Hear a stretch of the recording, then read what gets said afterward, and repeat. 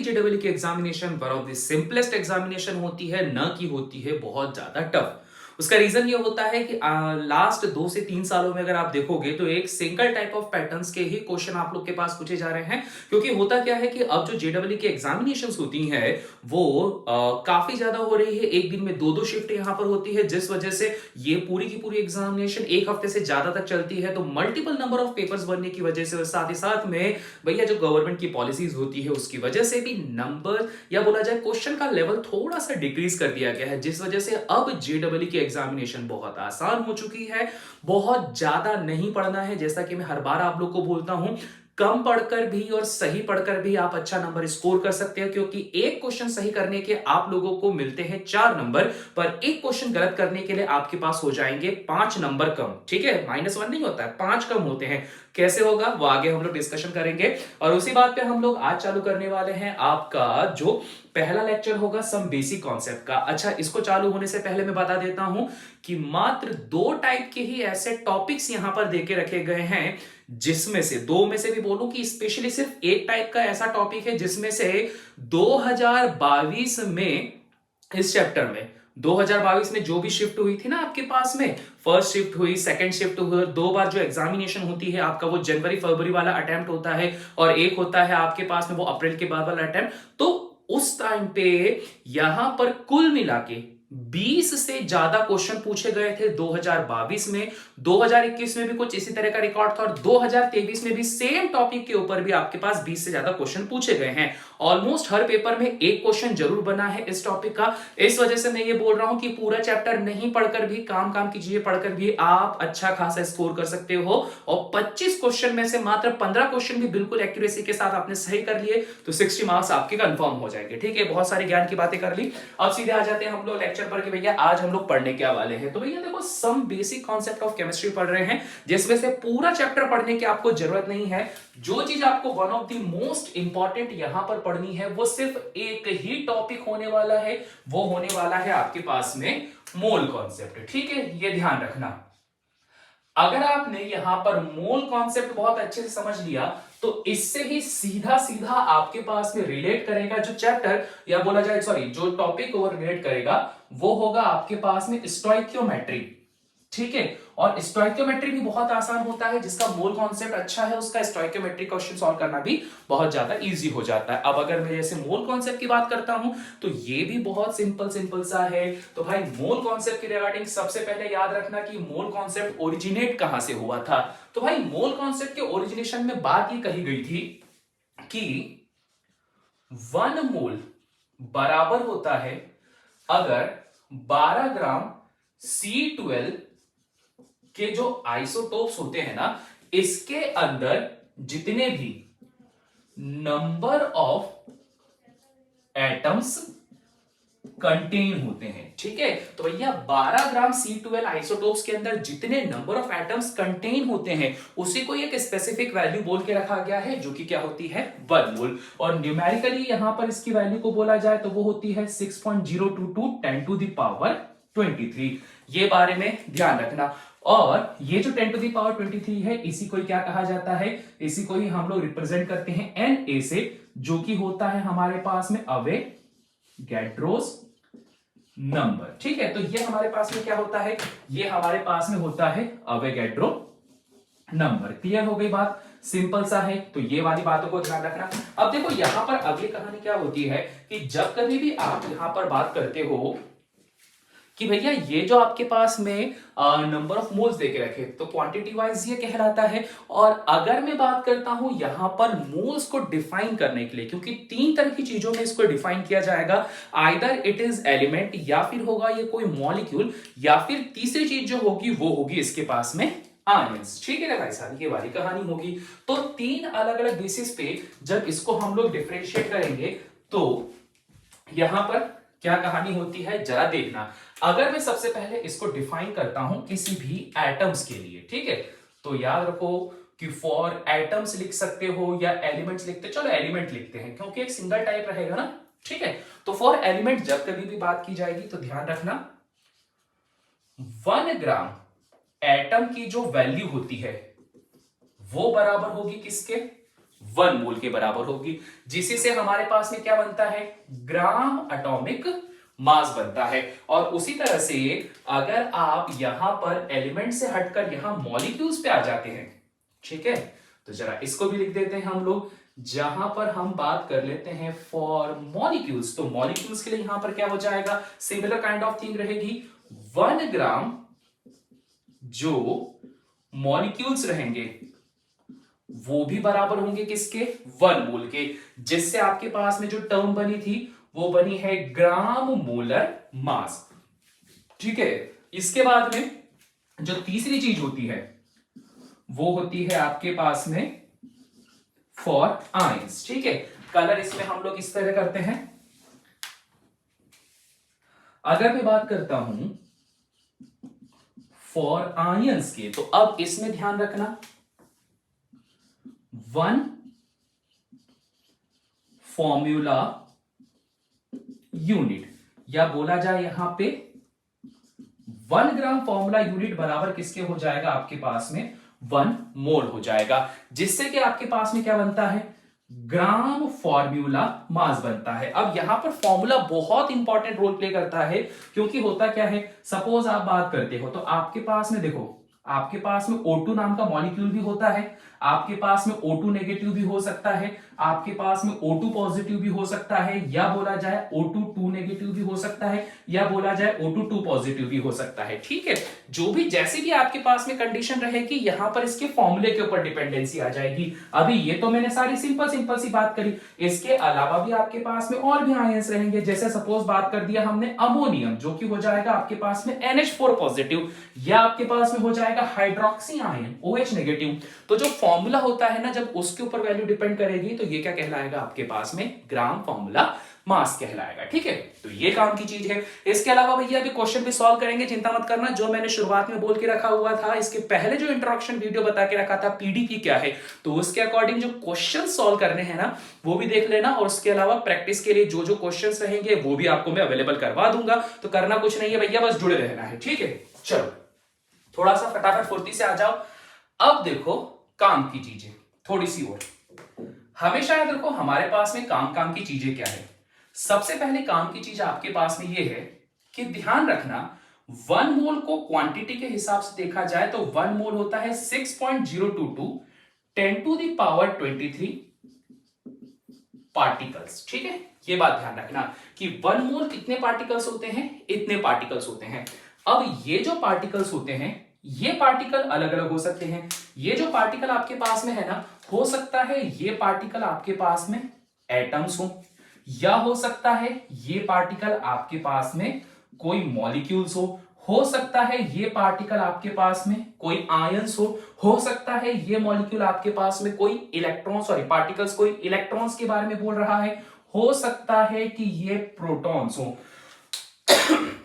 तो कंडीशन कुछ भी रहे, चाहे आपके पास में यहां पर हो एटम, मॉलिक्यूल, आयन या फिर इलेक्ट्रॉन या प्रोटॉन, सभी अगर 1 मोल है तो 1 मोल कंसिडरेशन क्वांटिटी में कुछ इस तरह से होने वाला है, इस बात का ध्यान रखना।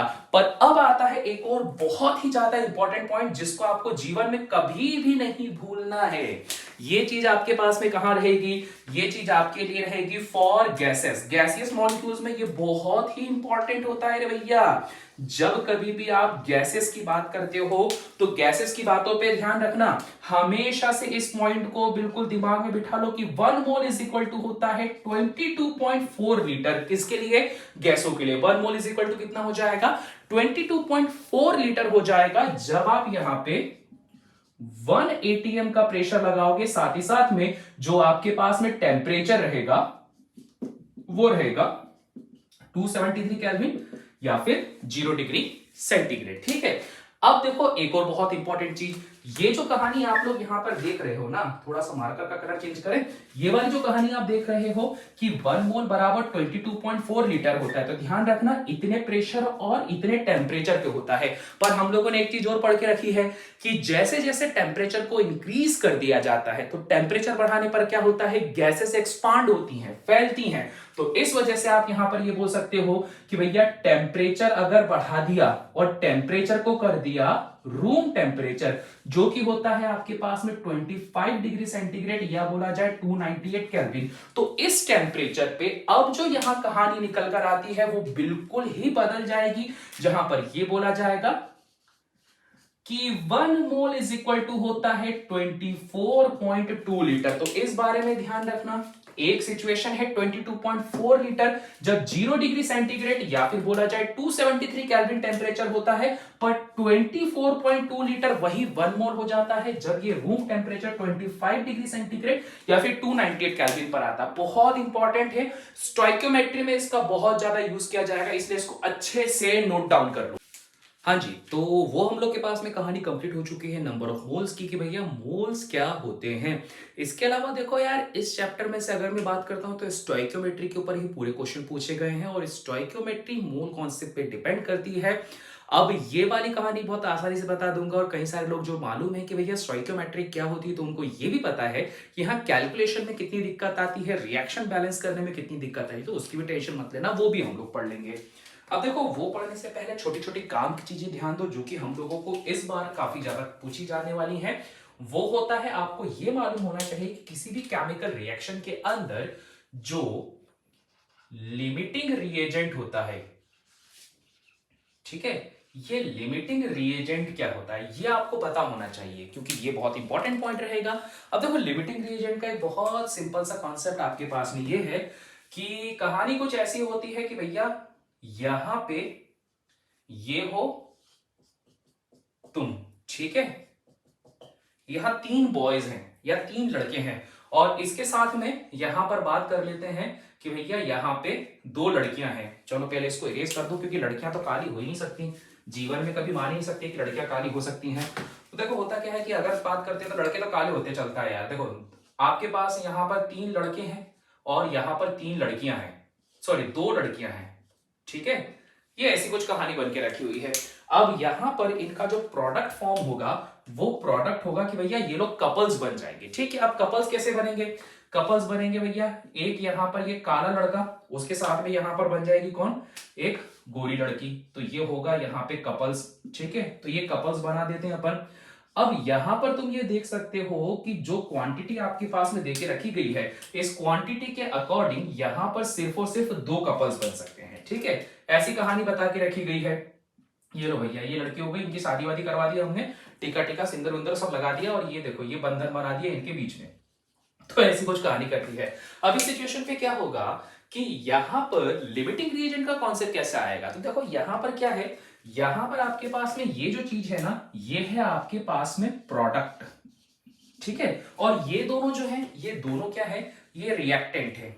ये भी आपके पास में रिएक्टेंट है और ये भी आपके पास में रिएक्टेंट है। तो अब कहानी बहुत सिंपल सी है कि अगर आप लोगों को प्रोडक्ट बनाना है तो ऑब्वियस बात है रिएक्टेंट से प्रोडक्ट बनता है, परंतु प्रोडक्ट बनने की जो क्वांटिटी होगी वो इस बात पे डिपेंड करेगी कि आपके पास में रिएक्टेंट कितना है। अगर यहां पर एक लड़की और हो जाती तो वहां पर क्या हो जाता, वहां पे 3 जोड़ी बन जाती। तो देखो, जो चीज यहां पे प्रोडक्ट के बनने पे कंट्रोल करती है तो उसी को क्या कहा जाता है? Limiting reagent. So for that reason अगर यहां देखा जाए इस लड़कों और लड़कियों के बीच में ये जो लड़कियां होंगी ये क्या हो जाएंगी आपके पास में?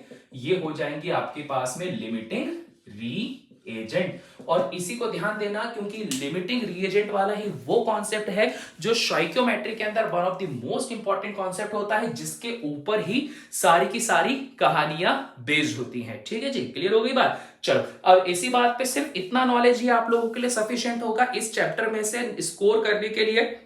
क्वेश्चन अभी मैं आपको सॉल्व करके दिखाऊंगा। अब क्वेश्चन सॉल्व करने पर ज्यादा हो, तुम 2 साल से, अगर कोई ड्रॉपर बच्चा है 2 साल से पढ़ रहा है, ये उसका तीसरा साल है ड्रॉप लिया हुआ, ठीक है, तो वो अब इतना तो सीख ही चुका हुआ है। अगर आप 12th वाले बच्चे हो तो 11th का भी इतना टॉपिक आप लोग को याद है। तो ज्यादा से ज्यादा जो कोशिश करनी है वो क्वेश्चन को सॉल्व करते हुए हमें देखना है कि किस तरह से हम इसको टैकल कर सकते हैं। सॉल्व कर लेते हैं। अब देखो एक सीक्वेंस से क्वेश्चन सॉल्व करना सिखाऊंगा कि किस तरह से आप क्वेश्चन को सॉल्व कर लेते हैं। अब देखो क्वेश्चन बहुत इजी सा है, ध्यान रखना इसका क्वेश्चन का जो आप लोग को हैंड रिटन नोट्स रहेगा, जो इंपॉर्टेंट क्वेश्चंस रहेंगे वो आप लोग को मिल जाएंगे टेलीग्राम के लिंक पे, व्हाट्सएप के लिंक आपको प्रोवाइड कर दूंगा, वहां पर आप इसको डाउनलोड कर सकते हैं। और इसके अलावा भी वेबसाइट भी एक प्लानिंग चल रही है, थोड़ा सा बस उसमें काम बाकी है, वो काम हो जाए तो उसके बाद में आपको पूरे जो भी हैंड रिटन नोट्स होते हैं या इसके अलावा जितनी भी चीजें होती हैं सब कुछ आपको फ्री ऑफ कॉस्ट भी मिल जाएगी। इसके अलावा ऐप वगैरह भी सब कुछ आ जाएगा, टेंशन मत लेना, जितना इजी हो सके आपको इजी कर दिया जाएगा सारा कंटेंट।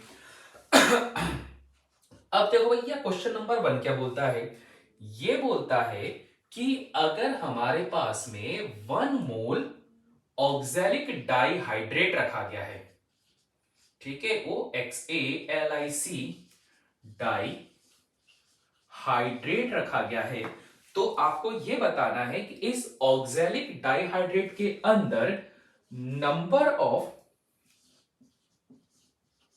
ऑक्सीजन एटम्स कितने होंगे। ठीक है, इजी सा क्वेश्चन है। यहां पर बोल के रखा है कि अगर आपके पास में 1 मोल्स ऑफ ऑक्सैलिक डाइहाइड्रेट रखा गया है तो इसके अंदर कितने नंबर ऑफ ऑक्सीजन एटम्स होंगे। अब देखो भैया बस एक ही लफड़ा है, अगर आपको ये पता है कि ऑक्सैलिक डाइहाइड्रेट क्या होता है तो कहानी बहुत सिंपल सी है।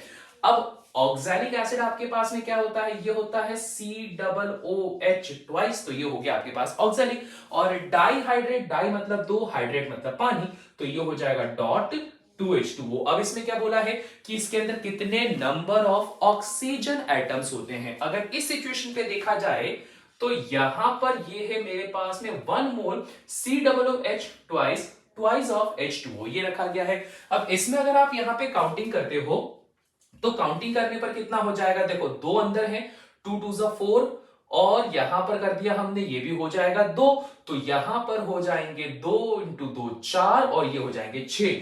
तो यहां इसके अंदर 6 मोल ऑक्सीजन के एटम रखे गए हैं। और हर कोई बच्चा जानता है, अभी थोड़ी देर पहले भी देख के रखा हुआ था हम लोगों ने, कि हमें पता है कि भैया 1 मोल इज इक्वल टू होता है 6.022 इंटू 10 टू दी पावर 23। तो इस बेसिस पे अगर देखा जाए तो 6 मोल एटम रखे गए हैं, तो भैया यहां पे 6 मोल इज इक्वल टू हो जाएगा 6 into 6.022 into 10 to the power 23 oxygen के एटम्स। ठीक है, तो कितना आसान हो गया, हम बोलेंगे 1 मोल दिस ऑक्सैलिक डाइहाइड्रेट के अंदर 6 मोल ऑक्सीजन के एटम होते हैं और 6 मोल बराबर इतना होता है।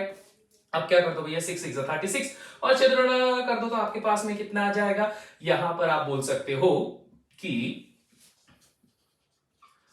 1 मोल COOH ट्वाइस डॉट 2H2O के अंदर टोटल कितने थे, 6 मोल ऑक्सीजन के एटम, और ये हो जाएगा आपके पास 36.13 into 10 to the power 23 oxygen atoms. तो देखा कितना आसान सा है। यहां पर बस आपको करना कुछ नहीं था, क्वांटिटी का ध्यान रखना था। अगर एक टॉपिक तुम लोगों को ये मालूम है तो इसके बेसिस पर तुम सारा का सारा क्वेश्चन सॉल्व कर लोगे। तो ये तो बहुत इजी सा क्वेश्चन था। नाउ सेकंड क्वेश्चन भी बहुत इजी सा है। इस तरह के क्वेश्चन आप लोग को काफी ज्यादा पूछे जाते हैं। तो क्वेश्चन आपके पास में यहां पर ये था कि how many oxygen atom will be present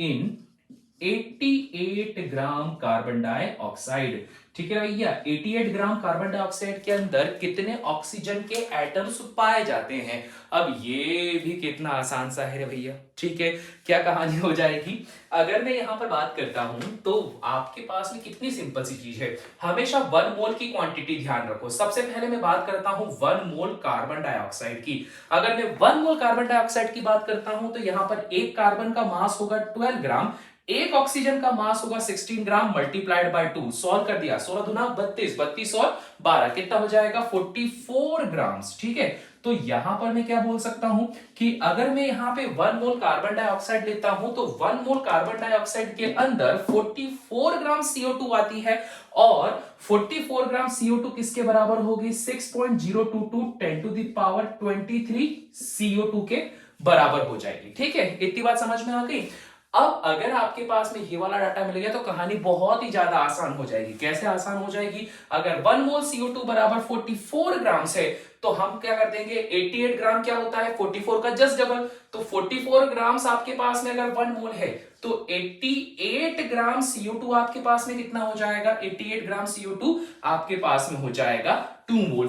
2 mole CO2 का मतलब क्या हो जाएगा आपके पास में 2 into 6.022 10 to the power 23 CO2, और एक CO2 में कितने ऑक्सीजन है, 2 ऑक्सीजन है। सो फॉर दैट रीजन यहां पर जब आप इसको सॉल्व करोगे तो आएगा 2 into 2 into 6.022 into 10 to the power 23, सिर्फ और सिर्फ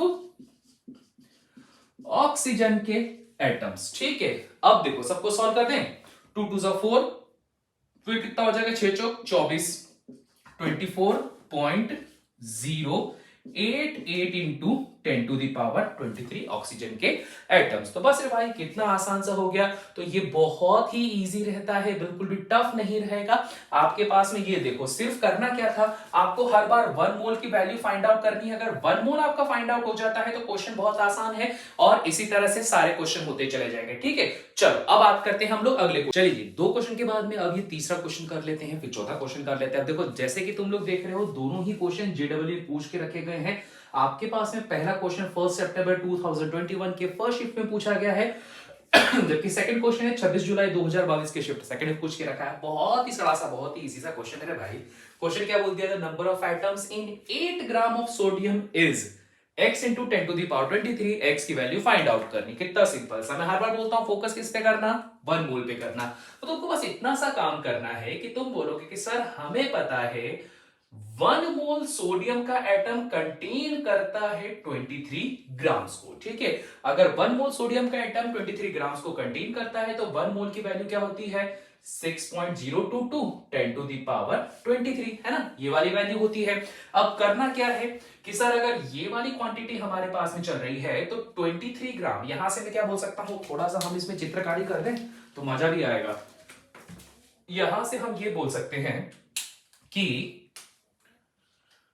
23 ग्राम सोडियम बराबर होता है 6.022 10 टू दी पावर 23 के। अगर 23 ग्राम इसके बराबर होता है तो यहां से मैं बता सकता हूं 1 ग्राम सोडियम बराबर होगा 6.022 into 10 to the power 23 divided by 23 के। ठीक है, इसके बराबर हो जाएगा। और अगर 1 ग्राम सोडियम की वैल्यू इतनी है तो भैया एक की वैल्यू निकल जाए तो कितनी की भी वैल्यू निकाल सकते हो। तो अगर ऐसा होता है तो हम बोल सकते हैं अगर 1 ग्राम की वैल्यू इतनी है, देयरफॉर 8 ग्राम की वैल्यू कितनी होगी, 1 ग्राम सोडियम अगर इतना है तो यहां पर 8 ग्राम सोडियम जो होगा वो हो जाएगा आपके पास में 6.022 into 10 to the power 23 divided by हो जाएगा 23, मल्टीप्लाइड बाय हो जाएगा कितना, मल्टीप्लाइड बाय हो जाएगा आपके पास में 8 हो जाएगा। ठीक है, अब अगर आप लोग JEE के एग्जामिनेशन दे रहे हो तो आप अप्रोक्सीमेशन का यूज कर सकते हो।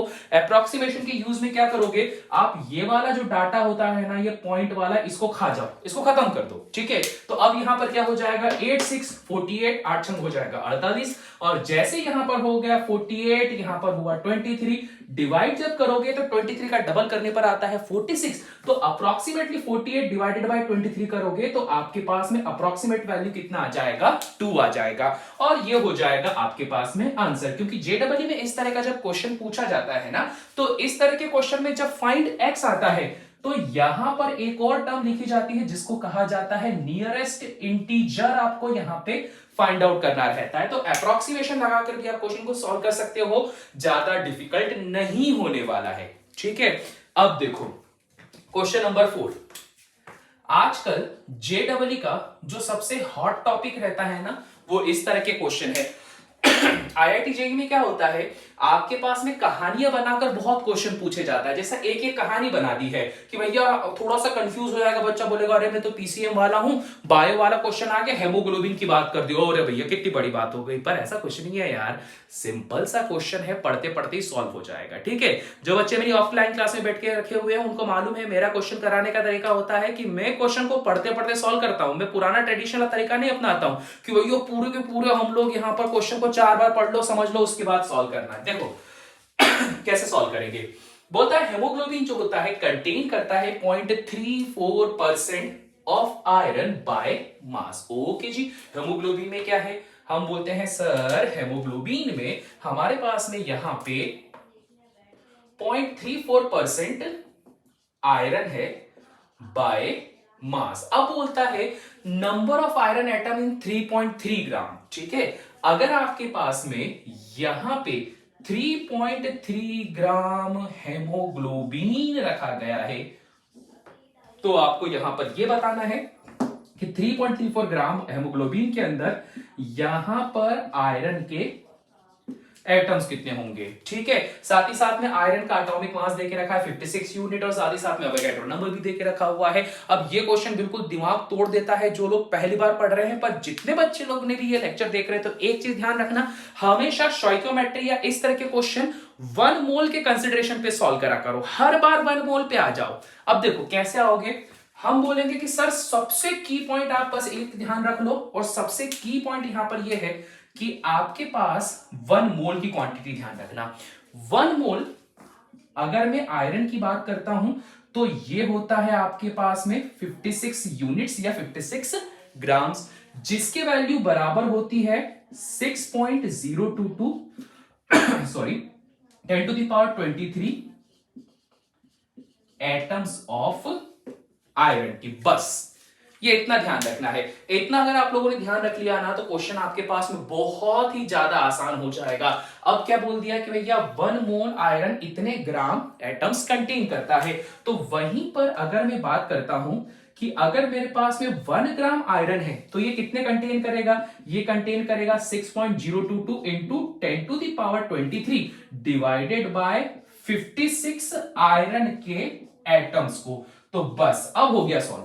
अब तो देखो बिल्कुल सॉल्व ही हो गया, कुछ एक्स्ट्रा काम नहीं करना है। अब जैसे तुमने ये वाले डिजिट पर आ गए ना, तो ये वाले डिजिट पर आने के बाद में अब कहानी क्या होगी, अब कहानी तुम लोग के पास में ये होने वाली है कि हम बोलेंगे कि सर हमारे पास में हेमोग्लोबिन कितना है, 3.3 ग्राम है। अगर हेमोग्लोबिन आपके पास में 3.3 ग्राम है तो उसमें आयरन कितने परसेंट है, 0.34%। जो तुम लोग बचपन में वो सिंपल इंटरेस्ट का फॉर्मूला पढ़ते थे ना, principal into rate into time divided by जो प्रिंसिपल इंटू रेट इंटू जो आपके पास में वैल्यू रहती थी टाइम डिवाइडेड बाय 100, इसी तरह का फॉर्मूला लगाना और कुछ भी नहीं करना है। ठीक है, तो जैसे अगर यहां पर आप आयरन के एटम्स को फाइंड आउट करने जाओगे तो आप ध्यान रखो क्या बोलोगे, आपके पास प्रिंसिपल अमाउंट कितना है, आपके पास में प्रिंसिपल अमाउंट है 3.3 ग्राम्स ऑफ क्या हेमोग्लोबिन, और 3.3 ग्राम हेमोग्लोबिन के अंदर आयरन कितना है, आयरन है हमारे पास में 0.34%। अगर ये है 0.34% तो परसेंट का मतलब क्या होता है, डिवाइडेड बाय 100। तो आपके पास अब ये बोल सकते हो कि आपके पास में 3.3 into 10 to the 3.3 into 0.34 divided by 100 gram क्या रखा हुआ है, आयरन रखा है। समझ में आ गई बात, इतने ग्राम टोटल हेमोग्लोबिन में इतने परसेंट आयरन है, तो यहां पर ये क्या हो गया, टोटल आयरन का अमाउंट हो गया, इतने ग्राम आयरन रखा हुआ है। और अगर मैं यहां पर चाहूं तो इसको मैं ऐसा लिख सकता हूं 3.3 multiplied by 0.34 divided by 100 multiplied by 1 gram of iron. ये कर दिया मैंने। अब जैसे तुमने यहां पर 1 ग्राम कर दिया, 1 की वैल्यू आ गई ना, 1 की वैल्यू तुम ऑलरेडी निकाल चुके हो, तो क्या आ जाएगा 3 into 0.34 divided by 100 multiplied by, अब क्या आ जाएगा वो देखो, 1 ग्राम आयरन की वैल्यू है यहां पे 6.022 और कितना आ जाएगा डिवाइडेड बाय 56 और यहां पर आ जाएगा 10 टू द पावर 23। तो बस इसको सॉल्व कर देना, जैसे तुम इसको सॉल्व कर दोगे तुम्हारा आंसर निकल कर आ जाएगा और ये हो जाएगा सॉल्व। देखा कितना आसान सा है। तुम लोगों को ध्यान किस पे देना है, मैं बार बार बोलता हूं 1 मोल के कॉन्सेप्ट पे ध्यान दो। अगर तुम्हारा 1 मोल का कॉन्सेप्ट आ जाएगा ना तो सारे क्वेश्चन आ जाएंगे। अब कैलकुलेशन तुम लोग करो, कैलकुलेशन करके मेरे को बताना कि इसका आंसर कितना आ रहा है। चलिए जी, तो अब हमारे पास में अगला क्वेश्चन है क्वेश्चन नंबर 5, जहां पर ये बोल के रखा गया है। अगेन देखो क्वेश्चन किस तरह का है, जुलाई 2022 को फर्स्ट शिफ्ट में पूछा गया क्वेश्चन था। और ये क्वेश्चन जैसा जस्ट इसके पहले वाला आपने पढ़ के रखा था जिसमें दुनिया जहान की कहानी बना दी थी, और असल में कहानी कैसे करते हैं कि थोड़ा सा ऐसा लगे कि अरे यार ये नीट वालों का जैसा क्वेश्चन आ गया, क्लोरोफिल तो हेमोग्लोबिन आ गया, ठीक है, पर टेंशन वाली बात नहीं होता, तो ये भी इजी सा है। क्वेश्चन बोलता है कि अगर आपके पास में क्लोरोफिल एक्सट्रैक्ट करके रखा गया है और जो हरे पत्तियां होती ना वहां से was dissolved in water to make 2 litre, ठीक है, 2 लीटर का आपको सॉल्यूशन बनाना है मैग्नीशियम ऑफ कंसंट्रेशन 48 ppm का। 48 ppm, ppm मतलब क्या होता है, पार्ट्स पर मिलियन, और पर मिलियन का मतलब क्या होता है, पर मिलियन का मतलब होता है आपके पास में 10 लाख। 1 मिलियन बराबर होता है 10 लाख, मतलब 10 टू द पावर 6 की बात करता है। फिर इसने यहां पर ये बोल के रखा है the number of atoms of magnesium in this solution. आपको number of atoms of magnesium बताना है इस सॉल्यूशन के अंदर। वैल्यू कितनी है, x into 10 to the power 20 atoms. हाँ, 10 टू द पावर 20 में बताना है, 23 में नहीं बताना है इस बार। तो अब देखो भैया कितना आसान है, value of x find out कर लेते हैं हम, बहुत ही सिंपल सा है। ज्यादा टेंशन वाली बात नहीं, ज्यादा करने वाली बात नहीं, पीपीएम देके रखा हुआ है यार, पीपीएम से सारी कहानी हो जाएगी। अब देखो, जिसको पीपीएम का मतलब पता है ना, तो उसके लिए क्वेश्चन बहुत आसान है। अगर आप बात करते हो, यहां पर देके रखा हुआ है 48 ppm of magnesium in 2 litre solution. 2 litre solution के अंदर आपके पास में ये इतना देके रखा हुआ है। तो आपके पास में पीपीएम का मतलब क्या होता है, पीपीएम का मतलब होता है पार्ट्स पर मिलियन। पार्ट्स पर मिलियन होता है आपके पास जो भी कोई सॉरी गिवन वैल्यू रहेगी वो अपॉन में आपके पास में आ जाता है कि जो आपके पास में टोटल सॉल्यूशन होता है वो। अब देखो, मैग्नीशियम की वैल्यू मेरे पास में नहीं देके रखी कितने ग्राम है, तो माना कि मैग्नीशियम कितने ग्राम है, x ग्राम है। तो यहां पर जब आप इसको सॉल्व करते हो तो आपने लिख दिया कि given mass of the magnesium is x ग्राम, और ओवरऑल वो 2 लीटर सॉल्यूशन के अंदर में है। अब एक और बहुत ही ज्यादा ट्रिकी पार्ट ध्यान रखना, जब कभी भी पानी की बात की जाती है तो पानी के रिगार्डिंग यहां पर यह कहा जाता है कि आपके पास 2 लीटर मतलब 2000 ml, 2000 ml बराबर होगा 2000 ग्राम H2O के। तो ये है ट्रिकी पार्ट्स पार पर मिलियन का। तो 2000 आप मिलीलीटर लिखो या 2000 ग्राम्स लिखो, बात तो एक ही होने वाली है। तो अब क्या हो जाएगा आपके पास में, given mass of magnesium, ppm की वैल्यू निकाल रहा है भैया, मैग्नीशियम की वैल्यू निकलेगी ना, नंबर ऑफ एटम्स बोल के रखा है। अगर मैग्नीशियम का वैल्यू निकलेगा तभी तो मैं नंबर ऑफ एटम्स निकाल पाऊंगा, तो इसलिए मैग्नीशियम का गिवन मास निकालता हूं। सॉल्व करा, क्या आ जाएगा आपके पास में, x अपॉन में आ जाएगा आपके पास में 2000 मल्टीप्लाइड बाय, अब ये क्या है, मिलियन है ना, मिलियन का मतलब कितना होता है 10 to the power 6, which is equal to कितना आ जाएगा आपके पास में 48 ppm चल रहा था। तो अब मैं बात करता हूं कि यहां पर मैग्नीशियम का अमाउंट कितना मिलेगा, तो मैग्नीशियम का अमाउंट मिल जाएगा x इज इक्वल टू कितना हो जाएगा भैया, x इज इक्वल टू आपके पास में हो जाएगा 48। अब देखो ऐसे ही रहने देते अभी, है ना, 48 इंटू हो जाएगा आपके पास में 2000 और इसके अपॉन में आ जाएगा 10 टू द पावर 6। तो इतने ग्राम हमारे पास में क्या आ गया, मैग्नीशियम। जैसे आपके पास में यहां पर मैग्नीशियम की वैल्यू मिल गई ना, अब अगला काम आपके पास में क्या होगा, आपको यहां पर एटम्स निकालने हैं। एटम्स निकलते हैं नंबर ऑफ मोल से, और बच्चे को पता है कि नंबर ऑफ मोल्स का फॉर्मूला क्या होता है। Number of moles of magnesium क्या होता है, जो भी कुछ इसका गिवन मास होगा वो अपॉन में मोलर मास। तो भैया गिवन मास तो अब भी जस्ट निकाला, मोलर मास कितना होता है 24। तो गिवन मास कितना है इसका, गिवन मास है इसका 48 इंटू कितना था, 48 इंटू है आपके पास में 2000 डिवाइडेड बाय आ जाएगा आपके पास में 10 to the power 6 multiplied by क्या आ जाएगा 24 आ जाएगा। तो ये क्या हो जाएगा, number of moles of magnesium. और नंबर ऑफ मोल्स में अगर मैं मल्टीप्लाई कर देता हूं यहां पर 6.022 इंटू 10 टू द पावर 23 का, तो ये क्या हो जाएंगे, नंबर ऑफ एटम्स। अब मैंने ये बोल के रखा था कि अगर आप लोग जेडबल नीट की तैयारी कर रहे हो तो ये छोटे मोटे चीज को हटा दिया करो, अप्रोक्सीमेशन डायरेक्ट ले लिया करो। जैसे आपने इसका डायरेक्ट अप्रोक्सीमेशन ले लिया, 4 बार में ये चला गया, और यहां पर देखा जाए तो ये 12 बार में चला जाएगा आपके पास में, तो आपके पास में मिल गया 12 इंटू 2000 और multiplied by 10 to the power कितना चल रहा था यहाँ 23, और 10 टू दी पावर यहाँ पर जो प्लस का 6 है, जब ये ऊपर जाएगा तो ये क्या हो जाएगा, माइनस का 6 हो जाएगा। और थोड़ा सा सॉल्व कर लेना, और थोड़ा सा सॉल्व करोगे आपके पास में कितना मिल जाएगा, ये मिल जाएगा 12 दूना 24, तो ये हो गया 24 इंटू ये कितना है, ये आपके पास में 3 है, ये ध्यान रखना 1 2 3, तो इसी वजह से इसको आप लिख सकते हो 10 टू दी पावर 3, और यहां पर क्या हो जाएगा 23 में से 6 गए तो 10 टू दी पावर कितना हो जाएगा भैया, ये हो जाएगा आपके पास में 17 हो जाएगा। ठीक है, तो इस तरह से कुछ कहानी आपके पास बन जाएगी। देखो मैं कुछ एक्स्ट्रा काम नहीं कर रहा हूं, जो लिखा हुआ है वही का वही यहां पर इसको बनाकर रख दे रहा हूं। अब आप इसको और सॉल्व कर देना, आपका आंसर आ जाएगा 24 इंटू 10 टू दी पावर 17 और 3 कितना हो जाएगा, बेस सेम पावर ऐड ये हो जाएगा 20। तो भैया कंपैरिजन करके देख लो, तुम्हारा आंसर कितना आ जाएगा, यहाँ पे 24 आ जाएगा। क्वेश्चन बहुत बड़ा था।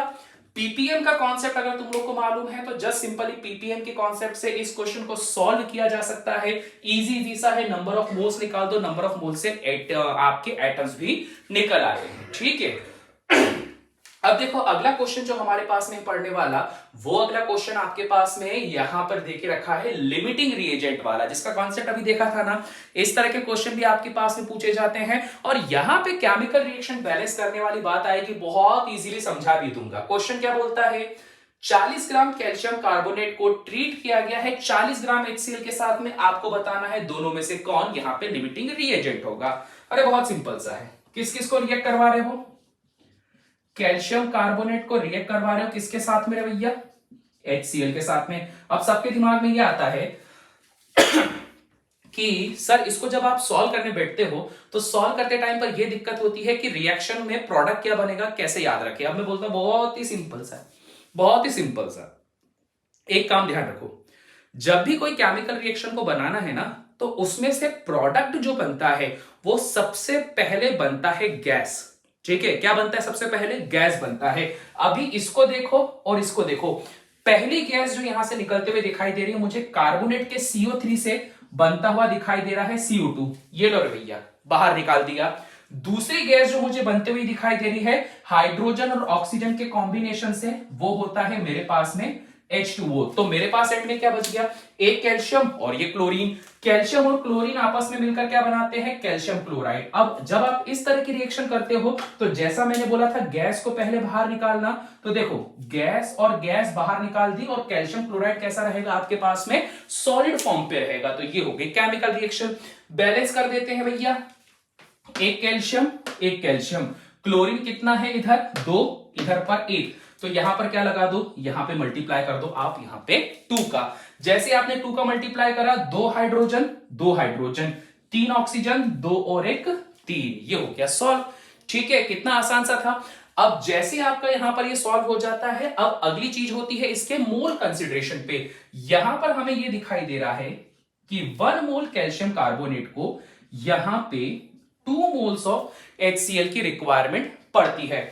और 1 मोल कैल्शियम कार्बोनेट की बात करते हैं तो भैया कैल्शियम कितना होता है 40, कार्बन कितना होता है 12, और यहां पर O3 कितना हो जाएगा 16 48, 48 और 12 कितना हो जाएगा भैया, ये हो जाएगा 60 40। तो 1 मोल कैल्शियम कार्बोनेट बराबर होगा किसके, 100 ग्राम्स के। उसी तरह से मैं HCl की बात करता हूं, क्लोरीन है 35.5, हाइड्रोजन है 1, तो ये हो गया 36.5, और 2 मोल अगर HCl की बात करते हो तो कितना हो जाएगा, ये हो जाएगा 2 moles of HCl is equal to 73 gram. बचपन से जो मोलर मास निकालते आ रहे हो ना, ये वही है। तो देखो रे भैया, 1 मोल कैल्शियम कार्बोनेट 100 ग्राम है, 2 मोल HCl आपके पास में 73 ग्राम है। तो इससे हम लोगों को क्या समझ में आया, सर इससे मुझे इतना समझ में आ गया कि 100 ग्राम कैल्शियम कार्बोनेट रिएक्ट करता है 73 ग्राम HCl से। ठीक है, तो क्या मैं इसको ऐसा लिख सकता हूं, 1 ग्राम कैल्शियम कार्बोनेट रिएक्ट कर पाएगा 73 divided by 100 grams of HCl से। अगर 1 ग्राम कैल्शियम कार्बोनेट को इतने की रिक्वायरमेंट होती है तो यहां पे 40 ग्राम कैल्शियम कार्बोनेट को रिक्वायरमेंट होगी 40 इंटू 73 डिवाइडेड बाय कितना हो जाएगा आपके पास में 100 हो जाएगा। ठीक है, और यहां पर अब देखो सॉल्व करना कितना आसान है, ये हो गया कैंसल। और यहां पर अगर मैं करता हूं इसको सॉल्व तो कितना हो जाएगा, 7 चौक 28, 4 तिया 12, 280 90 293, तो यहां पर हो जाएगा आपके पास में 293 डिवाइडेड बाय 10, तो हो जाएगा 29.3 ग्राम्स। ये क्या हो जाएगा आपके पास में HCl। अब यहां से तुमको क्या समझ में आया सर, यहां से मुझे ये समझ में आया कि 40 ग्राम कैल्शियम कार्बोनेट पूरा पूरा यूटिलाइज हो जाता है और उसको रिएक्शन करते टाइम पे 29.3 ग्राम HCl की रिक्वायरमेंट होती है, जबकि मेरे पास में HCl कितना है सर, HCl मेरे पास 40 ग्राम है। जैसा कि कॉन्सेप्ट में बताया था, जो चीज आपके पास कंप्लीटली यूज हो जाती है वो क्या कहलाती है, लिमिटिंग रिएजेंट। जो बच गया वो लिमिटिंग रिएजेंट नहीं होगा। तो देखो 40 ग्राम कैल्शियम कार्बोनेट पूरा पूरा यूज हो गया है 29.3 ग्राम ऑफ HCl से। सो फॉर दैट रीजन यहां पर जो आपका कैल्शियम कार्बोनेट होगा वो क्या कहलाएगा, वो कहलाएगा लिमिटिंग रिएजेंट। तो बस रे भाई, अब लिमिटिंग रिएजेंट का क्वेश्चन है, यहां स्टोइकियोमेट्री आ गई रिएक्शन बैलेंस करने की, पर बात क्या हुई, मैं अभी भी क्या लगाता हूं कि सर इतने मोल को उतने मोल की जरूरत, इतने ग्राम को उतने ग्राम की जरूरत, मैं अभी भी वही लगाता हूं और आगे भी जितने क्वेश्चन आएंगे मैं उसी को लगाने वाला हूं, क्योंकि क्वेश्चन उसी तरह से ही सॉल्व होता है। चलिए जी, अब कुछ और क्वेश्चन भी देखते हैं। चलिए जी, अब आ जाते हैं हम लोग क्वेश्चन नंबर 7 पर। क्वेश्चन नंबर 7 अगेन बहुत ही इजी सा क्वेश्चन है। अब देखो ये वाला क्वेश्चन जो होगा अगेन आपके पास में एक IMP वाली कैटेगरी में डालने वाला हूं, क्योंकि लफड़ा ये होता है ना कि इस तरह का जो कंबशन वाला क्वेश्चन होता है वो आप लोग को बहुत बार पूछ के रखा गया है। तो ये स्टोइकियोमेट्री का one of the favourite question होता है जहां पे कंबशन को इन्वॉल्व किया जाता है। अब देखो रे भाई, करना कुछ भी नहीं है, क्वेश्चन बोला है कितनी ऑक्सीजन जरूरत पड़ेगी for the complete combustion of 560 grams of ethene. Ethene का मतलब क्या होता है, डबल बॉन्ड। तो करना कुछ नहीं है, आपने बोला सबसे पहले सर मेरे पास में रखा हुआ है इथीन जो कि होता है C2H4। इस इथीन को हमने ऑक्सीजन के साथ मिलाना है, और जब भी कोई ऑर्गेनिक कंपाउंड की ऑक्सीजन के साथ रख के जलाया जाता है, कंबशन करा जाता है, तो दो चीज मिलती है, एक मिलता है कार्बन डाइऑक्साइड और एक मिल जाता है आपको यहाँ पे वाटर। अब देखो कैलकुलेशन करते हैं। कार्बन कितना है 2, इधर कितना है 1, तो 1 का डबल कर दो तो कितना लिख दो, यहां पर 2 लिख दो, इजी। यहां पर हाइड्रोजन कितना है भैया, यहां पर हाइड्रोजन है 4, जबकि यहां पर हाइड्रोजन कितने हैं, सिर्फ 2 है। तो अगेन यहां पर क्या कर दो, 2 का मल्टीप्लाई कर दो। अब देखो यहां पर राइट हैंड साइड में कितने ऑक्सीजन हो गए हैं, 2 2 4, और यहां पर कितना हो गया, 6 ऑक्सीजन हो गए हैं, जबकि यहां कितने हैं 2। तो क्या कर दो, ऑक्सीजन को बैलेंस करने के लिए यहां पर मल्टीप्लाई कर दो 3 का। जैसे आपने मल्टीप्लाई कर दिया तो अब इनको देखो कैलकुलेट कैसे करना है। 1 मोल इथीन को रिक्वायरमेंट है 3 मोल ऑक्सीजन की, ठीक है, ये कहानी है। एक कार्बन का मास होता है 12 ग्राम, तो 2 कार्बन का कितना हो जाएगा, 2 कार्बन का हो जाएगा 24 ग्राम। तो 24 ग्राम आपके पास हाइड्रोजन है, 4 ग्राम 24 ग्राम कार्बन है, 4 ग्राम हाइड्रोजन है, तो 24 प्लस 4 कितना हो जाएगा आपके पास में 28 ग्राम्स हो जाएगा। तो 28 ग्राम इथेन को, और यहां पर अगर आप करते हो एक ऑक्सीजन होता है 16 ग्राम, तो O2 का मास कितना हो जाता है 32 का 3 टाइम मल्टीप्लाई करोगे तो कितना हो जाएगा, 32 का 3 टाइम मल्टीप्लाई करोगे तो ये हो जाएगा आपके पास में 96 ग्राम्स। तो यहां से डाटा क्या बोलता है कि सर केमिकल रिएक्शन तो हमने बैलेंस कर दी, और 28 ग्राम इथीन को जरूरत होती है 96 ग्राम ऑफ ऑक्सीजन की। बस ये डाटा मिल गया तो क्वेश्चन तुम्हारे पास में हो गया सॉल्व। अब और कुछ भी नहीं करना है, सीधा सीधा लिख दो रे भैया, 28 ग्राम C2H4 को जरूरत है 96 ग्राम ऑफ O2 की, और हमारे पास में इथेन कितने ग्राम है, 560 ग्राम है। अगर आपके पास 28 ग्राम को इतने ग्राम की जरूरत है तो क्या मैं ऐसा लिख सकता हूं, 560 ग्राम ऑफ C2H4 की वैल्यू क्या हो जाएगी, 96 डिवाइडेड बाय 28, क्योंकि 28 को आप अपॉन में लेकर आ जाओगे। देखो 28 ग्राम को 96 ग्राम, और अभी 1 ग्राम बनाना सिखाया था ना, इसको अपॉन में लेकर जाओ, 1 ग्राम कर दो, तो 96 डिवाइडेड बाय 28, और यहां पर कर देना आप कितना 560 कर देना। तो बस हो गया यहां पे solve, 96 divided by 28, 560 grams of O2 की जरूरत पड़ेगी। अब काम तुम्हारे ऊपर है, सॉल्व करना है तुम लोग को, कैलकुलेट करके बता देना आंसर कितना आ रहा है, बहुत ही इजी सा है, कर लेना सॉल्व। अगले क्वेश्चन पे आ जाओ। अगला क्वेश्चन क्या बोलता है कि कितने grams of calcium oxide required होगा रिएक्ट करने के लिए 852 ग्राम ऑफ P4O10। ठीक है, जैसा अभी ऊपर करके रखा है सेम वही का वही काम करना है। आप बोलोगे कि सर CaO को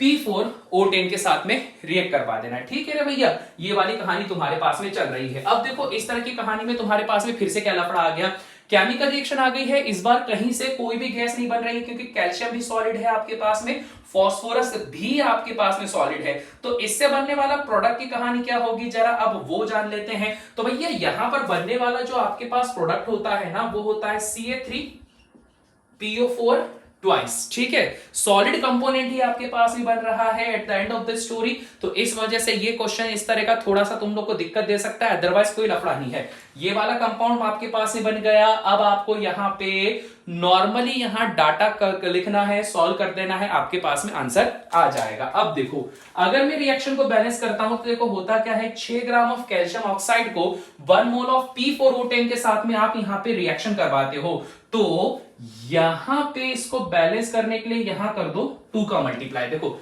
6 कैल्शियम इधर है, 6 कैल्शियम इधर है, आपके पास में फॉस्फोरस है लेफ्ट साइड में 4, राइट हैंड साइड में भी 4 हो गए। ऑक्सीजन कितने हो जाएंगे आपके पास में, ऑक्सीजन हो जाएगा यहाँ पे 4 दूना 8 2 10। हाँ ठीक है, आपके पास में यहाँ पे ऑक्सीजन भी कितना हो जाएगा, 10 हो जाएगा। PO4 हमारे पास में दे रखा ना, हाँ भैया PO4 ही दे के रखा हुआ है, 2PO4 था। ठीक है, दोनों हो गए हमारे पास में बैलेंस। जैसे ही आपके पास में बैलेंस हो गए, इधर देखो, हाँ यार यहां पर वही दिक्कत था, 6 ऑक्सीजन और 10 कितने हो गए, 16, 4 दूनी 8, 8 दूनी 16, ये हो गया सॉल्व। अब देखो यहां पर जब आपने इस तरह से कर दिया, तो अभी थोड़ी देर पहले जो काम करा था वही का वही करना है। अगर आप कैल्शियम ऑक्साइड की बात करते हो तो भैया कैल्शियम ऑक्साइड कितना है, 6 मोल, उसकी जगह पर P4O10 कितना है, 1 मोल है। 6 मोल की बात करते हो तो कैल्शियम ऑक्साइड का जो मास होता है, कैल्शियम होता है 40, ऑक्सीजन होता है कितना 16, तो 40 16 कितना हो जाएगा 56। तो आप यहां कर दोगे 6 इंटू 56, 6 इंटू 56 कितना हो जाएगा, 6 पंजे 30, 6 6 36, तो ये हो जाएगा 336 ग्राम हो जाएगा। ठीक है, और इसके अलावा P4O10 का मास कितना निकाला था भैया, मैंने देख लेते हैं, ये निकाला था हमने 284 ग्राम। तो P4O10 का जो मास है वो है आपके पास में 284 ग्राम्स। तो बस अब जो डाटा आपके पास में देके रखा है उसी के अकॉर्डिंग यहां पे सॉल्व कर दो, जैसा हम लोगों ने ऊपर की तरफ सॉल्व करा था। ध्यान रखो क्या है हमारे पास में, कौन कौन रिएक्शन कर रहा है, रिएक्शन कर रहा है 336 ग्राम्स ऑफ CaO, रिएक्शन कर रहा है 284 ग्राम्स ऑफ P4O10। तो क्या मैं यहां पर इसको ऐसा बना सकता हूं कि भैया 1 ग्राम P4O10 से रिएक्शन कराएगा 336 divided by 284 grams of CaO। अब देखो तुम्हारे पास में 1 ग्राम P4O10 की वैल्यू मिल चुकी है। जैसे ही तुम्हारे पास में 1 ग्राम ऑफ P4O10 की वैल्यू मिल जाएगी, तो तुमको अब अगली स्टेप में करना क्या है, अगली स्टेप में सिर्फ तुमको इतना सिंपल सा काम करना है कि 852 ग्राम्स की वैल्यू निकाल देनी है। तो हम यहां पर क्या बोल सकते हैं, 852 ग्राम्स ऑफ P4O10 कितना हो जाएगा, ये हो जाएगा आपके पास में 336 मल्टीप्लाइड बाय 852 डिवाइडेड बाय कितना हो जाएगा 284 ग्राम्स। कैलकुलेशन थोड़ा सा बढ़ा गया है, परंतु तुम लोग सॉल्व कर सकते हो, तुम्हारे पास में कैलकुलेटर की अवेलेबिलिटी है। और उतना भी आलस आता है सॉल्व करने की नहीं बनती है तो भैया टेलीग्राम के चैनल पे इसको भी मैं अपलोड कर दूंगा, ये सॉल्व करके सब मैंने रख दिए हैं। ठीक है भैया, चलो अगला क्वेश्चन। अगला क्वेश्चन अगेन मेरे पास में फेवरेट क्वेश्चन है। फेवरेट क्वेश्चन में इसलिए बोलता हूं क्योंकि जैसा तुम लोग को बोल रहा हूं, कहानी बनाने वाले क्वेश्चंस को आजकल बहुत ज्यादा प्रीफर करा जा रहा है, खास करके ऐसी कहानी जो कि बायो से कहीं ना कहीं रिलेट करती हो। जैसे ये कहानी बायो से रिलेट करती है, जिसमें ये बोल के रखा हुआ है कि अगर हमारे पेट में HCl नामक एक अम्ल बनता है या एसिड बनता है, तो उसको बैलेंस करने के लिए, मतलब वही है यार, देखो ज्यादा खा के एसिडिटी हो जाती है ना, तो पेट में गुड़गुड़ गुड़गुड़ जो होता है, तो उसमें क्या होता है, खट्टी डकारें आती हैं। तो ये जो खट्टी डकारें हैं वो क्या हो जाएगा, वो HCl से आती है। तो इसको बैलेंस करने के लिए मैग्नीशियम हाइड्रोक्साइड का उपयोग किया जाता है, जिसको कहा जाता है मिल्क ऑफ मैग्नीशिया, जिसके बारे में तुमने ऑलरेडी पढ़ के रखा हुआ है। तो कहानी क्या है, HCl को बैलेंस करने के लिए मिल्क ऑफ मैग्नीशिया पिलाया जाता है, जिससे तुम्हारा पेट शांत हो जाए। तो ये बोलता है how much milk of magnesia is required to neutralise 1 mole of stomach acid. आपके पेट में अगर 1 मोल HCl है तो उसको न्यूट्रलाइज करने के लिए कितना मिल्क ऑफ मैग्नीशिया पिलाना पड़ेगा। अब बहुत ही आसान है भैया, ये देखो HCl को रिएक्ट करवाओ किससे, मैग्नीशियम हाइड्रोक्साइड से। सबसे पहली चीज क्या मिलेगी एसिड बेस को रिएक्शन करवाने पर? सर एसिड बेस को रिएक्शन करवाने पर बेस मिलता है, प्लस मिलता है सॉल्ट, मैग्नीशियम है, क्लोरीन है, तो सॉल्ट क्या बनेगा? Magnesium chloride, that is MgCl2। पर लफड़ा क्या है भैया, यहां पे क्लोरीन कितने मिल रहे हैं? 2, यहां पे क्लोरीन कितना है? 1, इस वजह से यहां पर क्या कर दो? 2 का मल्टीप्लाई कर दो। फिर अगला लफड़ा क्या हो रहा है सर, यहां देखा गया तो 2 ऑक्सीजन है, 2 हाइड्रोजन है, और 2 और 2 4 हाइड्रोजन, जबकि यहां पर कितना है? सिर्फ 2 हाइड्रोजन 1 ऑक्सीजन है। तो यहां पर अब क्या करोगे तुम लोग? यहां पर मल्टीप्लाई कर दोगे 2 का। तो बस कितना सा आसान सा है। तो यहां मुझे इस रिलेशन से क्या पता चला? 2 मोल HCl को जरूरत पड़ती है 1 मोल MgOH ट्वाइस की। तो देखो ये 2 मोल को 1 मोल काउंटर कर सकता है, तो बस हो गया सॉल्व। यहां पर अगर आप इतना सॉल्व कर देते हो तो इसने वैसे तो पूछ के रखा था कितना रिक्वायरमेंट होता है, तो मोल्स की मानी जाए तो भैया मोल्स में आप यहां पर अच्छा 2 तरह से आंसर बना सकते हो। पहला आंसर क्या बना सकते हो? पहले आंसर में ये बना सकते हो कि अगर आपके पास में ये कहानी देके रखी है कि 2 मोल HCl को 1 मोल MgOH चाहिए, तो हम ये बोल सकते हैं 1 मोल HCl को रिक्वायर्ड होगा 0.5 या फिर आधा mole milk of magnesia MgOH twice. ये ध्यान रखना, 1 मोल HCl को कितना? 0.5 moles of magnesium milk of magnesia की जरूरत पड़ेगी, ये नंबर ऑफ मोल्स में है। और अगर आप यहाँ पे मोलर मास में जाओगे या फिर ग्राम्स में बात करोगे तो कुछ नहीं करना, आपको यहां पर बात कर लेना है कि सर 1 मोल मैग्नीशियम हाइड्रोक्साइड का मास क्या होता है। तो भैया मैग्नीशियम होता है 24, ऑक्सीजन होता है 16, और एक ही हाइड्रोजन हो गया 17, 17 दूना 34, 34 और 24 कितना हो जाएगा? 30, 40, 50, 56 हो जाएगा। तो ये हो जाएगा आपके पास में 56 ग्राम। अगर 1 मोल मिल्क ऑफ मैग्नीशिया 56 ग्राम है तो 0.5 मोल या आधा मोल मिल्क ऑफ मैग्नीशिया बराबर कितना हो जाएगा? जस्ट सिंपली 56 का आधा कर दो यार, 2 दूना 4, 2 8 16, तो आपको यहां पर मिल जाएगा 28 ग्राम। तो 2 आंसर आप बना सकते हो कि 1 मोल HCl को न्यूट्रलाइज करने के लिए या तो 0.5 मोल्स ऑफ मैग्नीशियम हाइड्रोक्साइड का उपयोग कर सकते हैं या फिर 28 grams of milk of magnesia का यूज किया जा सकता है। तो बस भैया कितना आसान सा है, चलो फटाफट इसको भी सॉल्व कर लो। अब हमको देखना है यहाँ पे कि प्रीवियस ईयर में किस तरह के क्वेश्चन पूछे गए हैं स्टोइकियोमेट्री में। हाँ जी, तो अब देखो क्वेश्चन नंबर 10 पे आ जाते हैं हम लोग। क्वेश्चन नंबर 10 हम लोग को यहाँ पर ये बोलता है कि क्या वॉल्यूम मतलब भाई what volume of water is to be added to the 1000 centimetre of centimetre cube of 0.5 molarity sodium hydroxide. Okay भाई साहब, मोलैरिटी का कॉन्सेप्ट आ गया है, ध्यान रख लेना, इजी होने वाला है, ये भी कोई टफ नहीं होगा वैसे भी। तो देखो भाई साहब, कहानी पहले क्या बता के रखी है कि आपके पास में कितना वॉल्यूम वाटर ऐड करते हैं।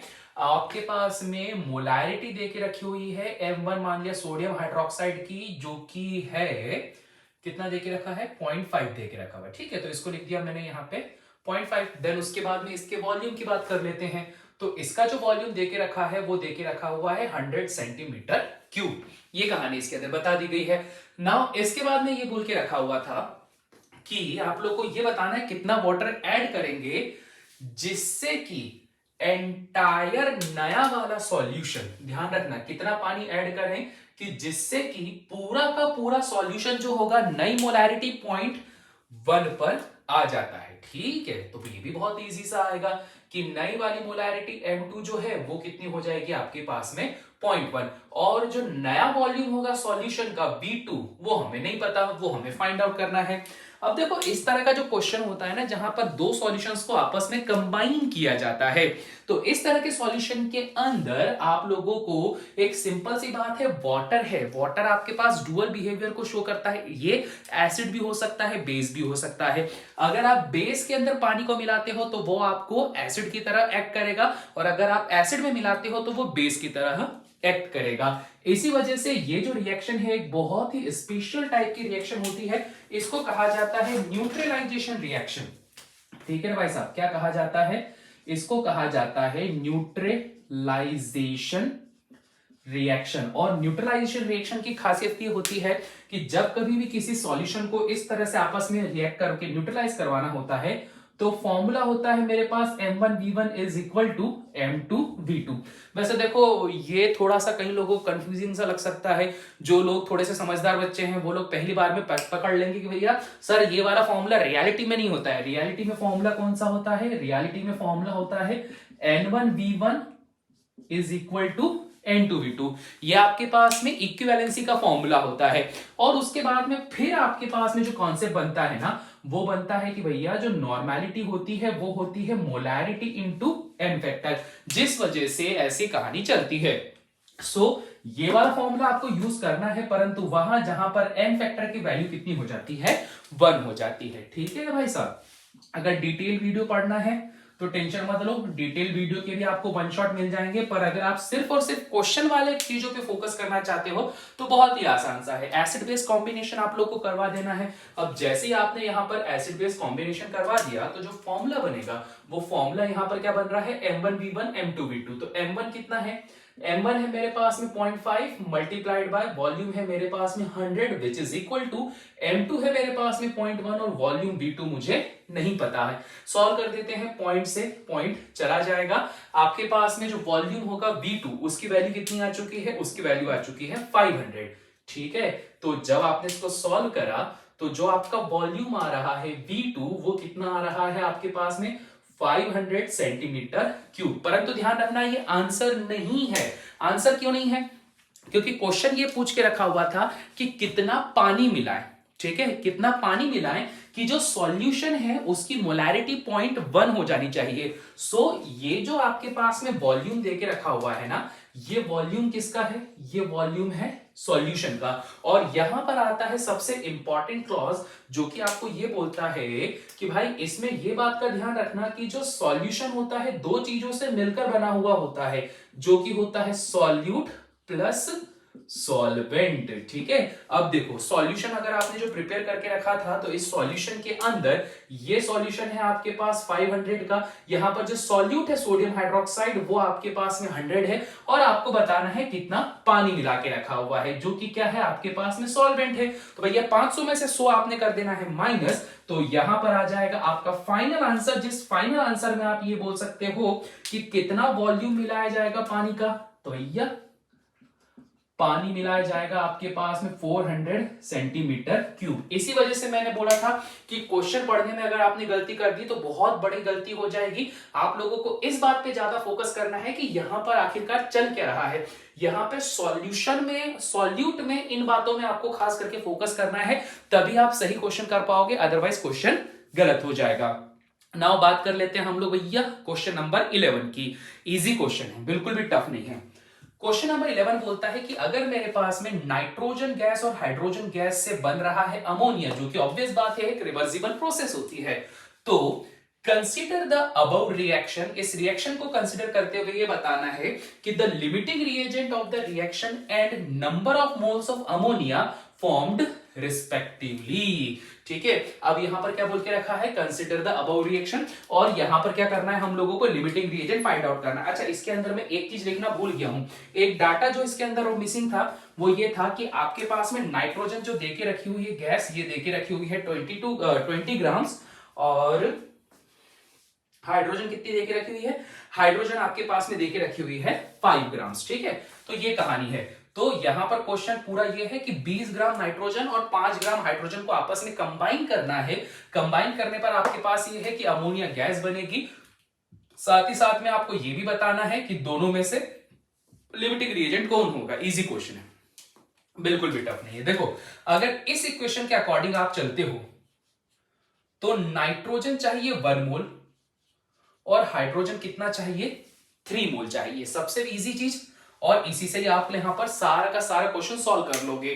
ठीक है, अमोनिया भी कितनी बनेगी वो भी हम लोग फॉर्म कर लेंगे। इजी है रे। देखो किस तरह से आएगा, हम ये बोलेंगे इस केमिकल रिएक्शन में मुझे इतना पता चल गया कि 1 मोल नाइट्रोजन गैस को जरूरत होती है 3 मोल हाइड्रोजन गैस की।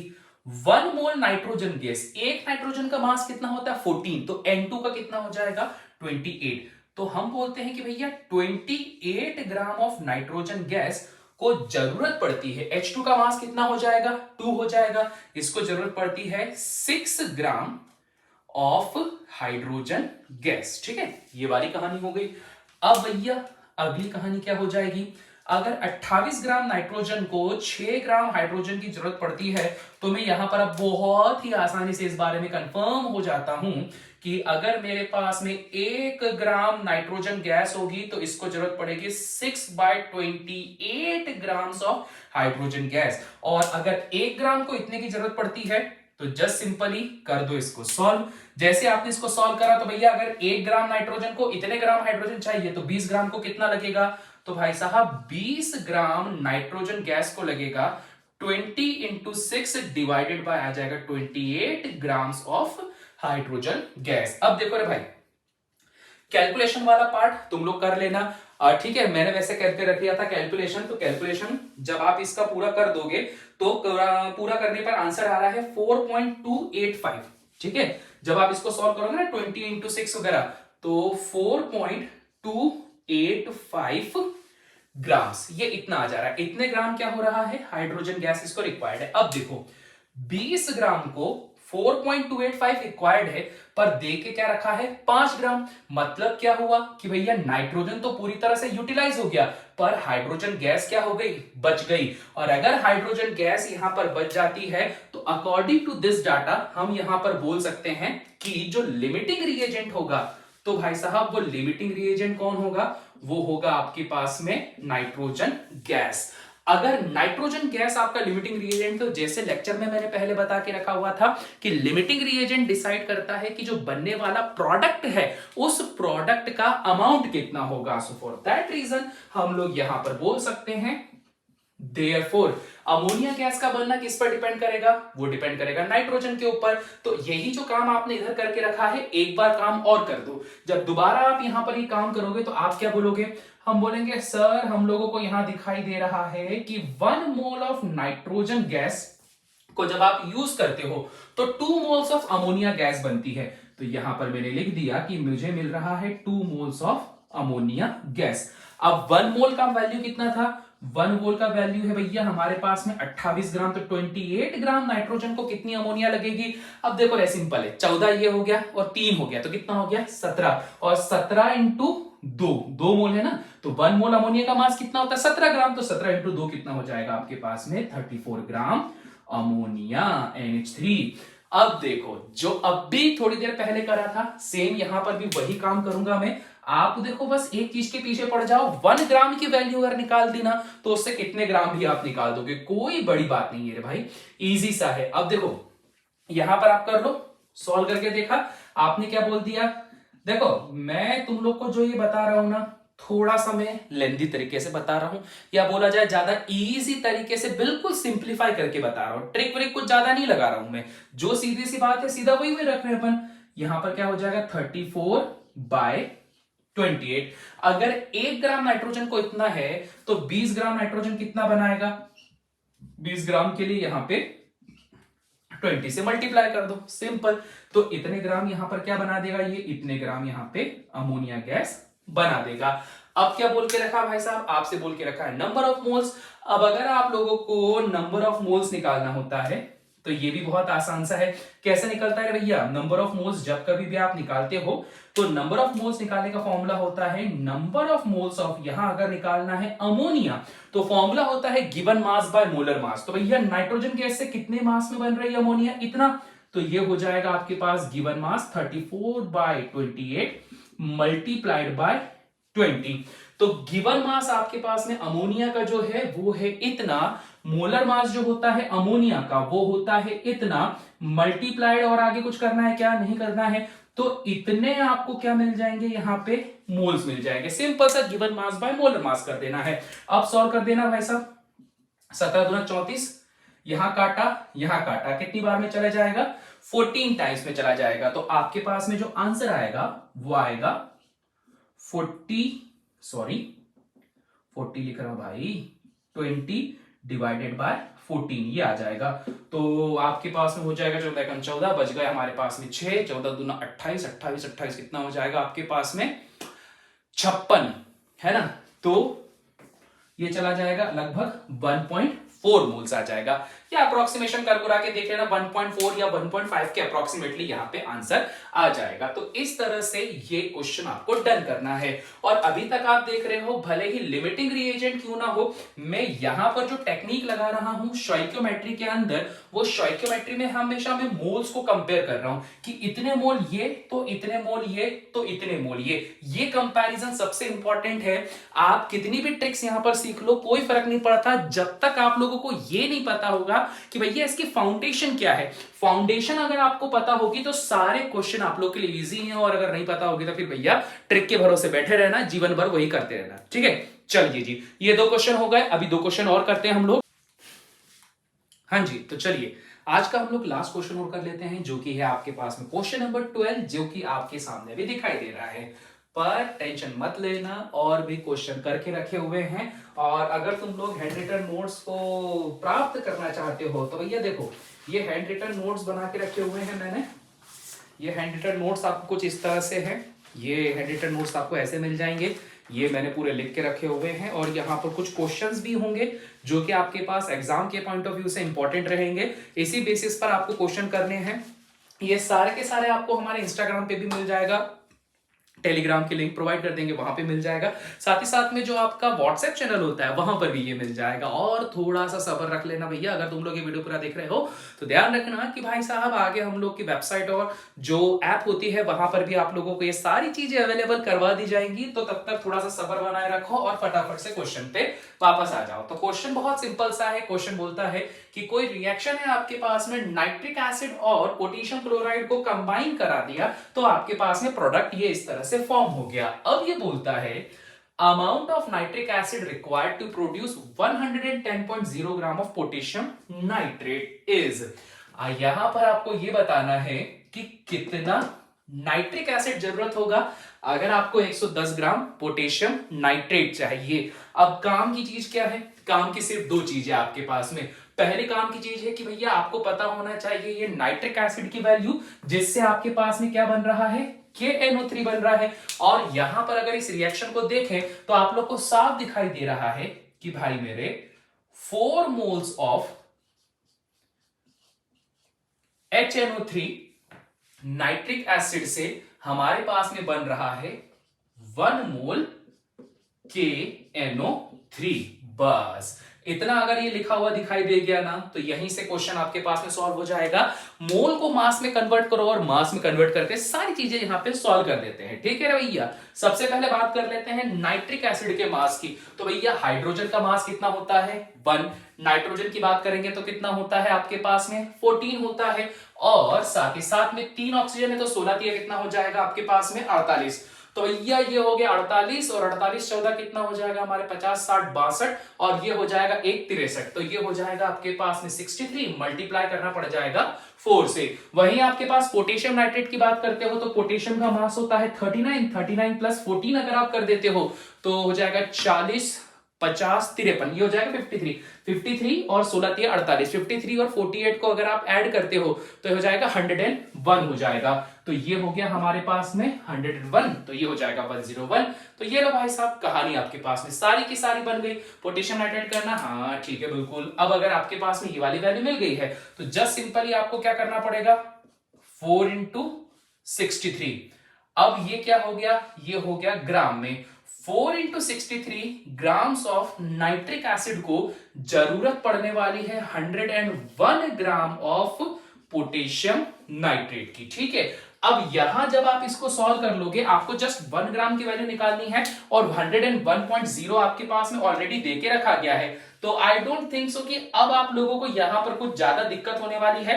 अब आपके पास में क्या हो जाएगा? ये इजीली सॉल्व हो जाएगा। ठीक है ना भाई साहब, चलिए जी इसको सॉल्व करते हैं। अच्छा, अरे यार एक चीज तो भूल ही गए अपन, यहां पर देखो क्वेश्चन लिखने मैंने गलती कर दी। 3 मोल्स ऑफ पोटेशियम क्लोराइड है, जबकि यहां पर पोटेशियम क्लोराइड कितना है? यहां पे पोटेशियम एक ही है आपके पास में, तो पोटेशियम को भी 3 करना पड़ेगा। तो यहां पर क्या करना पड़ेगा?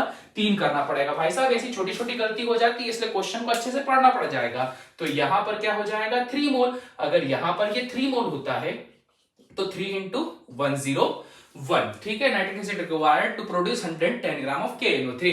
लो भैया हो गया आपके पास में। अब इसको क्या कर दो, इसको उठाकर यहां लेकर आओ। 4 इंटू 63 जब आप करोगे तो 4 इंटू 63 कितना हो जाएगा भैया, ये हो जाएगा 4 या 12। इसको एंड में सॉल्व करेंगे यार, ठीक है। इसको एंड में काटा पीटी करेंगे, तो काटा पीटी का काम हमेशा एंड के लिए रख दिया करो, तो उससे क्या होता है सॉल्व थोड़ा सा जल्दी हो जाता है। अब इसको अगर आप सॉल्व करते हो तो आपको मिलेगा 4 इंटू 63 डिवाइडेड बाय हो जाएगा 3 into 101 grams of HNO3 required होता है 1 ग्राम ऑफ पोटेशियम नाइट्रेट KNO3 के लिए, ठीक है। अगर ये रिक्वायरमेंट होती है तो हमारे पास में पोटेशियम नाइट्रेट कितना है 110.0 ग्राम से। तो क्या होगा रे भाई, कितना आसान सा है, ये हो जाएगा आपके पास में 4 इंटू 63 डिवाइडेड बाय हो जाएगा 3 इंटू 101 मल्टीप्लाई आ जाएगा 110.1, ठीक है।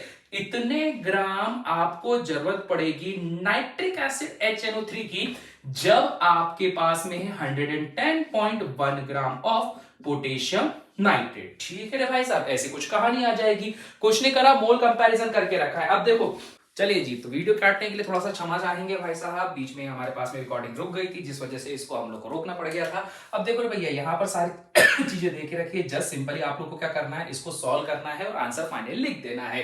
अब सॉल्व करने का जिम्मा तुम्हारे ऊपर छोड़ रहा हूं, इतना तुम लोग कर सकते हो, इधर से कर देना है। चलो थोड़ा सा मैं भी काट देता हूं। 3 से अगर आपने इसको कैंसिल करा तो 3 से कैंसिल करने पर कितना आ जाएगा, ये हो जाएगा आपके पास में 21 इंटू 4 इंटू 110 डिवाइडेड बाय 101 करके देख लेना। जब आप इसको सॉल्व करोगे ना तो आप लोग को बताना था कि कितने ग्राम यहां पर HNO3 की यूज होगा, सब कुछ सॉल्व कर लेना। तो आप जब इसको सॉल्व करके फाइनली जब इसका आंसर लिखोगे तो आंसर निकलने के बाद ये आएगा कि 110.1 ग्राम ऑफ पोटेशियम नाइट्रेट को जरूरत होती है 91.48 निकलता है असल में 91.48 grams of nitric acid HNO3 की। तो 91.48 को अप्रोक्सीमेटली हम कर सकते हैं 91.5 ग्राम ऑफ HNO3 और इस वजह से सही आंसर आपके पास में क्या हो जाएगा, सही आंसर हो जाएगा आपके पास में ये सी वाला। तो बस इतना सा आपको करना है और ये क्वेश्चन हो जाता है आपके पास में सॉल्व, ठीक है ना भाई साहब। इसी तरह के क्वेश्चन आप लोग को मेजरली पूछे जा रहे हैं, स्टोइकियोमेट्री में से ज्यादा क्वेश्चन पूछे जा रहे हैं और जैसा मैंने बोला ऐसी कहानी बनाने वाले क्वेश्चन ज्यादा पूछे जाते हैं, जैसे क्लोरोफिल की कहानी बनाई थी या उसी तरह से मिल्क ऑफ मैग्नीशिया की कहानी बनाई थी। पर जो भी कुछ करोगे आंसर जो निकल कर आएगा ना, या बोला जाए कि जो सॉल्व करने का मेथड होगा वो प्योरली बेस्ड होता है आपके पास स्टोइकियोमेट्री में, जिसमें सिर्फ और सिर्फ मोल का कंपैरिजन करना है। मोल कंपेयर कर लिया तो सब कुछ यहां पर हो जाएगा सॉल्व, ठीक है जी। क्लियर हो गई बात। तो ये थे हमारे पास में 12 वो इंपॉर्टेंट क्वेश्चन जो आप लोगों को यहां पर हम लोगों ने प्रैक्टिस करवा के रखी गई है। पर देखो यार, जरूरी नहीं है कि ये 12 के 12 उठकर आ जाए। सो इसी वजह से आप लोगों के लिए स्पेशली मैंने और भी क्वेश्चंस यहां पर डिजाइन करके रखे हुए हैं विद सॉल्यूशन। तो आप लोग को करना कुछ एक्स्ट्रा काम नहीं है, जस्ट सिंपली उस क्वेश्चन को सॉल्व कर लेना है। एक बार भैया सॉल्व कर लेना, उसके बाद तुम्हारे वारे न्यारे हो जाएंगे और तुम लोग बिल्कुल अपने आप को तैयार कर लो, क्योंकि इस चैप्टर में से 101% अभी भी कंफर्म रूप से बोल रहा हूं कि JEE मेंस में क्वेश्चन आएगा ही आएगा, ठीक है जी। क्लियर हो गई बात। चलिए, तो ऐसी बात पे आज का लेक्चर हम लोग कर देते हैं एंड अब मैं मिलूंगा आपको अगले दिन मतलब डे 2 में, जहां पर हम लोग तैयारी करेंगे एटॉमिक स्ट्रक्चर की। तो जैसा यहां पर देखा ना कि सिंगल टाइप्स ऑफ क्वेश्चन ही आपके पास बन रहे हैं, एटॉमिक स्ट्रक्चर में भी ऐसे ही हो रहा है, सिर्फ फॉर्मूला बेस्ड ही क्वेश्चन आपके पास बन रहे हैं। खैर वो देखेंगे हम लोग कल के वीडियो में। तब तक के लिए अगर सब्सक्राइब नहीं करा है तो जल्दी सब्सक्राइब कर दो, लाइक नहीं करा है तो लाइक कर दो, शेयर कर दो, साथ ही साथ में कर दो अपने प्यारे कमेंट्स। मैं मिलता हूं तुम सभी को नेक्स्ट वीडियो में।